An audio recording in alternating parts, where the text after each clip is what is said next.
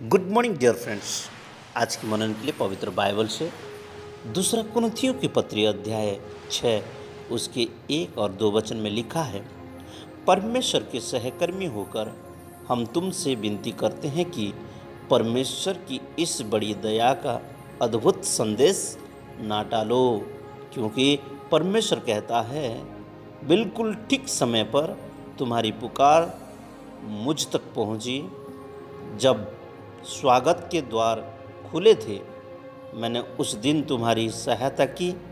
जब उद्धार दिया जा रहा था, ठीक इसी समय अभी परमेश्वर तुम्हें ग्रहण करने के लिए तैयार है। वह आज तुम्हें बचाने के लिए तैयार है। ओ प्रभु की स्तुति हो, प्रभु की महिमा हो।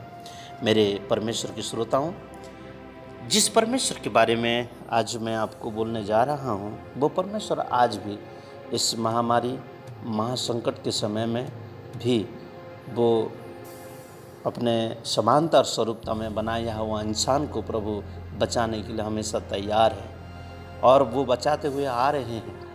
और उनको बचाने के लिए वो 2021 साल पहले इस धरती पर मानव जाति के रूप में मानवों के बीच में आए और उनके लिए मारे गए, गाड़े गए और मुर्दों को में से तीसरे दिन में जी उठे। और वो कोई दूसरा नहीं बल्कि हमारे उद्धारकर्ता, सारे जगत का उद्धारकर्ता प्रभु यीशु मसीह हैं। आज भी वो विश्वास योग्य परमेश्वर है। जो कोई उस पर विश्वास करता है वह नाश नहीं होता है, परंतु अनंत जीवन को प्राप्त करता है। वही बातों को संत पौलुस अपने पत्री में वो कहते हैं। आज सारी दुनिया हिल गई है। क्यों? कोरोना महामारी के कारण। पृथ्वी के शासक अब जान गए हैं कि वे कितने नाशवर हैं। केवल एक वायरस ने घमंडी शहरों को और शहर की सड़कों को, गली मोहल्लों को खाली कर दिया है, सुनसान कर दिया है। नेशनल और इंटरनेशनल एयरलाइंस को ठंडा कर दिया है। स्कूल, कॉलेज और मनोरंजन केंद्रों को भी बंद कर दिया है। यहाँ तक कि मित्रतापूर्ण हाथ मिलाने से भी बचा जा रहा है। क्या आपकी इस बारे में आपने कभी सोचा है? रुक कर कभी इसके बारे में कभी ध्यान दिया है, कल्पना किया है? वास्तव में यह क्या हो रहा है? विश्व भर में इतना आतंक क्यों मचा हुआ है? बात यह है मेरे अजीजों, परमेश्वर दुनिया का ध्यान अपनी ओर आकर्षित करने की कोशिश कर रहा है। मानो सारे जहां का मालिक दुनिया को अंतिम चेतावनी दे रहा है। यह एक स्पष्ट संकेत है कि दुनिया में जल्दी ही एक बहुत बड़ी घटना घटने वाली है। परमेश्वर मनुष्य को जगाने के लिए पहले ही चेतावनी दिए बिना कुछ भी नहीं करते। इसलिए उसकी ओर से कोरोना वायरस एक चेतावनी है। लोग जग जाए, इसलिए जगाने के लिए प्रभु ये छड़ी दिए हैं।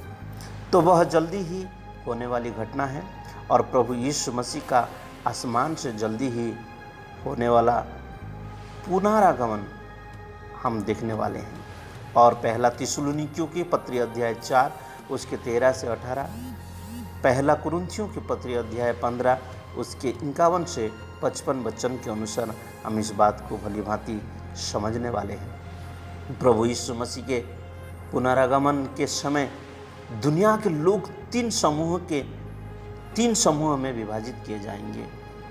एक, उद्धार पाए हुए विश्वासी लोग पृथ्वी पर से ऊपर उठाए जाएंगे और स्वर्ग में प्रभु यीशु मसीह के साथ हमेशा हमेशा के लिए रहेंगे।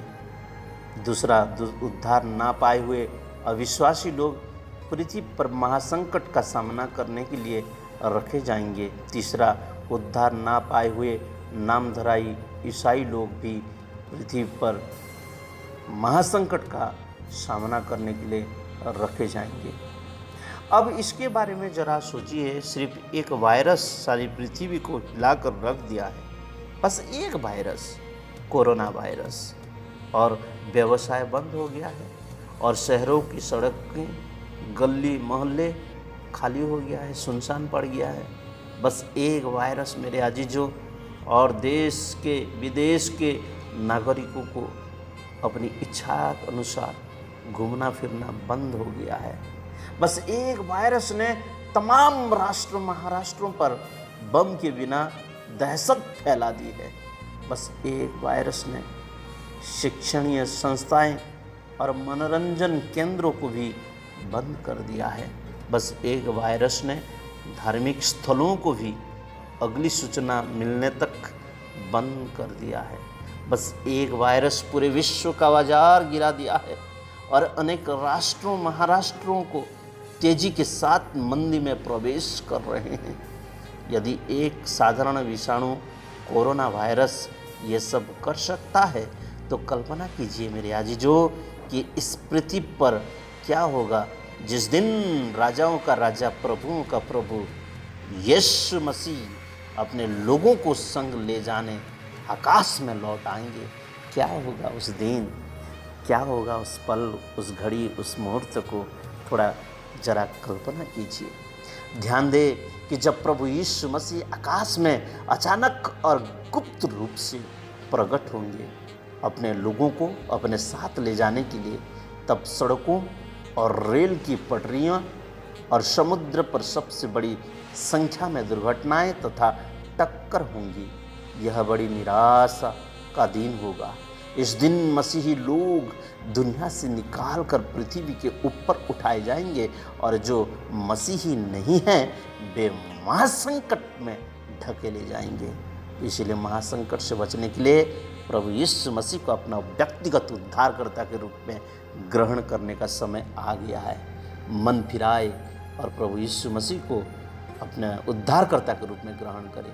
कोरोना ने परमेश्वर की ओर से प्राप्त हुई जागृत होने की चेतावनी है ताकि पूरी दुनिया अपने उद्धारकर्ता प्रभु यीशु मसीह को मिलने की तैयारी में लग जाए, क्योंकि प्रभु यीशु मसीह ने अपने आगमन के पहले आने वाले इस भयंकर पीड़ा के विषय में स्पष्ट रूप से बताता है। हाँ मेरे आजीजों, और बताया था भी। और बड़े बड़े भूकंप होने और जगह जगह पर अकाल और महामारियाँ, जानलेवा संक्रमित होने वाली तथा विनाशकारी पीड़ा पड़ेगी और आकाश से भयंकर बातें और बड़े बड़े चिन्ह प्रकट होंगे।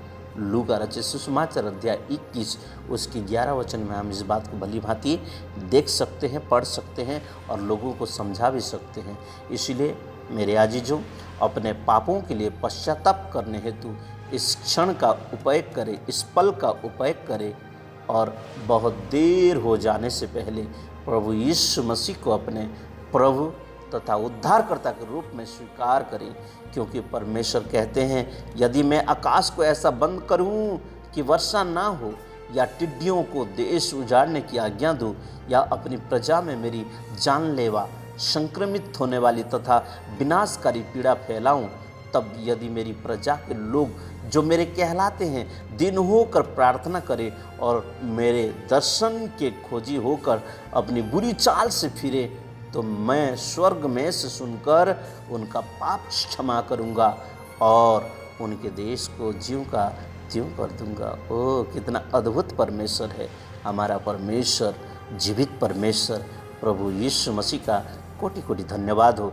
दूसरा इतिहास अध्याय 7 उसके 13 से 14 वचन में हम इस बात को भली भांति देख सकते हैं। प्रभु यीशु मसीह क्रूस पर आपके पापों के लिए पहले ही मर चुके हैं और तीसरे दिन फिर से मुर्दों में से जी उठे हैं, ताकि आपको पापों की क्षमा और अनंत जीवन प्राप्त हो सके।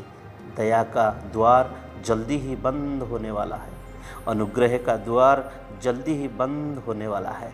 यह सोचने में एक भयंकर बात है मेरे आजीजों कि आपके लिए प्रभु यीशु मसीह को अपने प्रभु और उद्धारकर्ता के रूप में स्वीकार करना संभव होते हुए भी आपने उससे ठुकरा दिया है और परिणाम स्वरूप आपको आग और गंधक से जलते हुए नरक में हमेशा हमेशा के लिए डाल दिया गया है। क्योंकि आखिरी न्याय के विषय में बताते हुए प्रभु यीशु ने कहा है, हाँ मेरे आजीजों, और जिस किसी का नाम जीवन की पुस्तक में लिखा हुआ ना मिला वह आग की झील में डाला गया।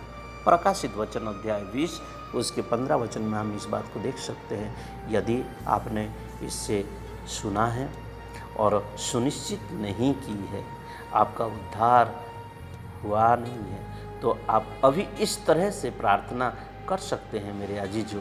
हे स्वर्गीय पिता, मैं एक पापी के रूप में आपके पास आता हूँ। मैं आपके सामने अपने सारे पापों को मान लेता हूँ और अपने पापों के लिए पश्चाताप करता हूँ। मुझ पर दया करो प्रभु, और मेरे सब पापों की क्षमा करो। मैं विश्वास करता हूँ कि यीशु मसीह मेरे पापों के लिए मरे और तीसरे दिन फिर से मुर्दों को में से जी उठे। मैं अपने मुंह से अंगीकार करता हूँ कि वह मेरे प्रभु और उद्धार करता है। मैं अपने दिल से विश्वास करता हूँ कि परमेश्वर ने उन्हें मरे हुओं में से जीवित किया है। मैं जीवन भर उनका चेला बनकर जीने का निश्चय करता हूँ और प्रभु तेरी गवाही का कारण बनता हूँ। प्रभु यीशु मसीह के सामर्थ्य नाम से इस प्रार्थना को मांगता हूँ। बोल के आइए मेरे अजीजों, मेरे साथ ये प्रार्थना को दोहराए और प्रभु से प्रार्थना करें। और जहाँ कहीं भी आप हैं, इस प्रार्थना को आप अपने व्यक्तिगत रीति से घर में सुने और करें और प्रार्थना में अपने जीवन को व्यतीत करें। कृपया इससे अभी करें और अपनी आत्मा को बचा लें। हम समझते हैं कि परमेश्वर का अनुग्रह है जो तुम पर हुआ, उससे व्यर्थ ना जाने दो। देखो अभी वह प्रसन्नता का समय है, देखो अभी वह उद्धार का दिन है। यही तो दूसरा कुरिन्थियों की पत्री अध्याय 6 उसकी 1 से 2 वचन में हम देख सकते हैं।